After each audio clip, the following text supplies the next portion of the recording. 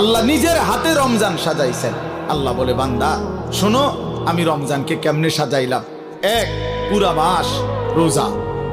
দুই, প্রতিদিন ইফতার। তিন, প্রতিদিন সাহারি। চার, প্রতিদিন 20 রাকাত তারাবি।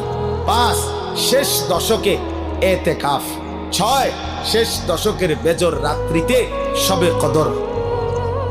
এরপরে সাত, একটা নফল একটা ফরজের সমান।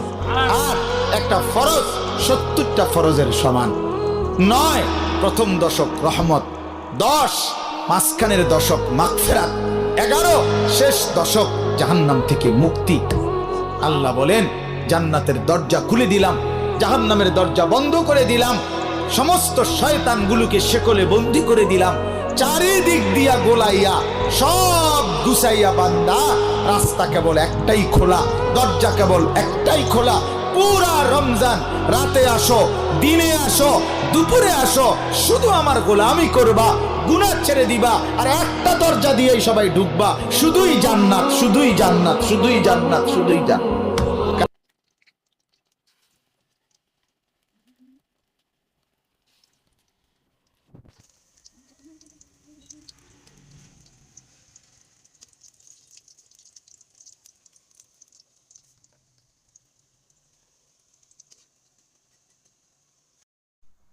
পাই না লোক।